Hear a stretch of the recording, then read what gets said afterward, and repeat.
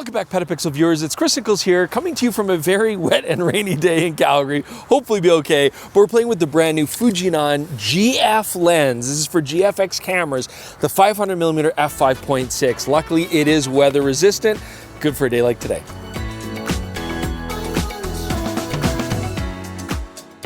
Hey guys, creators like me and Jordan, more than ever nowadays, we're always looking for good, compelling stock imagery that we can add into our videos just to make them more compelling. And that's where Storyblocks comes in. And it's so much more than just video. I mean, you also have images on there, audio, assets that you can add to your videos. It's a very powerful tool. Now, a lot of stock imagery agencies out there, you're paying per piece of content, and that can get really expensive really quick. One of the best things about Storyblocks is you're just paying one predictable subscription fee, and you get unlimited download to a very diverse network of assets. So Storyblocks has the best demand-driven library of motion clips on the market right now, and it's frequently updated with high-quality content. And the nice thing too is you don't have to worry about licensing or royalties or anything like that. Storyblocks has you covered, so you don't have to be double-checking if everything is legal and above board. Now let's give you guys a real-world example of how easy it is to use Storyblocks' search engine. For our Fujifilm X106 video, Jordan wanted a really pretty beach scene to put behind him in green screen. He was able to find that in beautiful 4K. He had tons of choices, and it was so easy to search, even Jordan could do it. Click in the link in the description below and start Storyblocks today. Now, I'm excited to play with this lens. First off, yes, this is a pre-production lens, but it is very testable. I'm excited to play with it here and shoot some wildlife at the zoo because this is a 500mm. I mean, we've never had anything even remotely this long for the GFX platform. In full frame 35mm term equivalents, this is gonna give us just under 400mm. And I do also have the Teleconverter with me, which is gonna push me well over a 500mm equivalent. Let's get to it.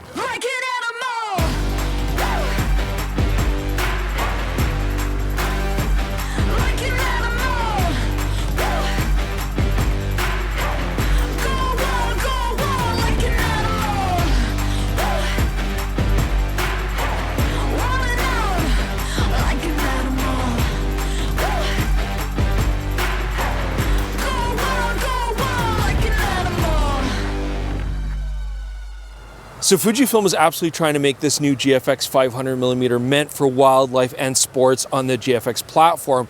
This first off goes hand in hand with the fact that the new GFX bodies, and I happen to be using the 100S version 2 today, have the latest focusing algorithms. They actually do a pretty good job with face and eye detect as well as tracking autofocus. It also goes hand in hand with the fact that they're really trying to show the GFX platform as a multi-purpose, multi-genre, very versatile camera system. So this Fujinon GF 500mm lens, first off, has full weather sealing, as I mentioned already. We got customizable buttons all around the front collar. Really nice manual focus ring. It's actually damped really well. It's got a nice smooth turn to it.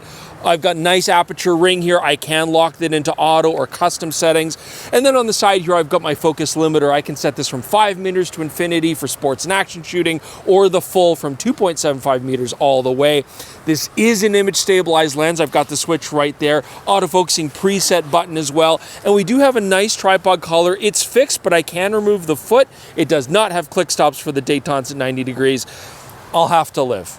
Now, all of this fits into actually a fairly lightweight compact body. This is 1,375 grams, which is exactly 1.375 plena. I mean, that's easy to handhold all day. I don't feel like I'm really stressing out carrying this around. Got a nice, generous hood here protecting the front element, 95mm filter threads, and if I use a polarizer, I even have the cutout there in the hood so that I can turn it easily. So I did bring the Tikon 1.4 times teleconverter, so I thought I'd give it a try here. Of course, it does cause us to stop a light, bringing us to f8, which is tough in this lighting condition, but at the same time, it does give us a 550mm full frame equivalent field of view, which gets you a little bit closer.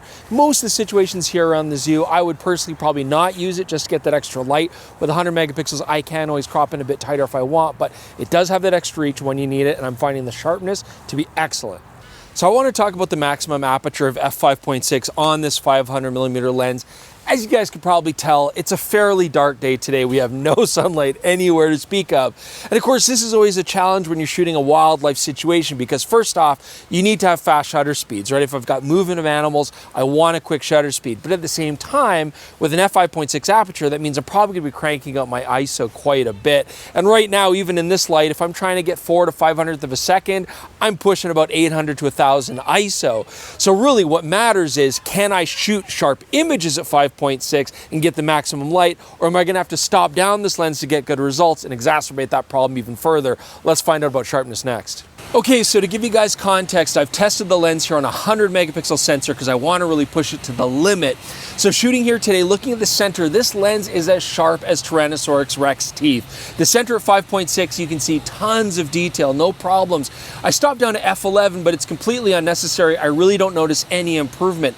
Looking at the corners, equally good. Shooting wide open at 5.6, the corners are sharp. Stopping down to f11, I really don't notice any improvement. And the other cool thing about this lens, if I'm focused in the center, the corners are sharp as well. So I am happily going to shoot this lens at 5.6 all day. This is a fantastic result for this lens. So of course we headed into the conservatory to shoot some butterflies because it's always a good macro test. Now, this lens does give you about 2.75 meters minimum focusing distance, coupled with the telephoto range. That gives us a macro reproduction ratio of about 1:5 life-size reproduction, 0.2 times magnification, which doesn't really make it a macro lens by any stretch. So of course a sports, action, and wildlife lens has to be able to focus quickly and accurately. And again, I'm using it on the GFX 100S version 2. This has the latest algorithms. And as you can see here, the lens is actually doing a really good job, and that's thanks to its strong linear motors.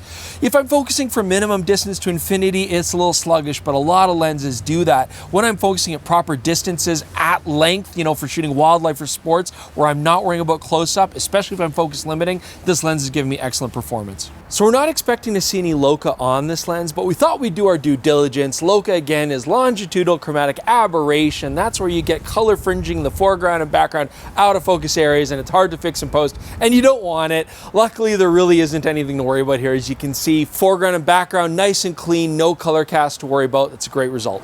So let's talk about bokeh now on the 500mm. A lens this long can give very shallow depth of field, even at f5.6, especially considering that we're on a medium format sensor here. As you can see, when we shoot wide open at 5.6, there is some cat's eye in the corners. That largely goes away by the time we get down to f8, but the bokeh and the specular highlights look very clean. No onion rings, no strong soap bubble effect. And as you can see here, that gives us really beautiful transitions from in focus to out of focus. So not only for relatively close-up shots, but even just for portraits or any sort of distant wildlife with trees in the background, you're going to get nice, soft, non-distracting backgrounds. So Fujifilm have basically made a near perfect telephoto lens here. I mean, it focuses really quick, it's got beautiful bokeh and soft backgrounds, and I love the transitions, and it's sharp and consistent. And these are all things that you want out of a lens just like this. And so what this is really going to do is add extra versatility to people who have a GFX camera system. Personally, I would still want to go with something like a full frame camera system with equivalent length lenses. I like the smaller package there, maybe a little bit faster burst rates, that kind of stuff. In no way I'm going to say that this is an ideal wildlife setup, but it is good enough to give people with the GFX system now an option that if they want to shoot things like action or wildlife, they have that choice. Well, I hope you guys enjoyed that quick little look here at the brand new Fujinon 500mm f5.6. Leave your comments below, let us know what you think, or if you have any questions, we always check those. We love to answer them, and we actually answer those questions on the PetaPixel podcast. You can see it on the exact same channel, or just listen to it on all your favorite podcasting apps, maybe while you're out shooting wildlife with your brand new 500mm on your GFX. So thanks for joining us, guys. We'll see you soon with more on PetaPixel.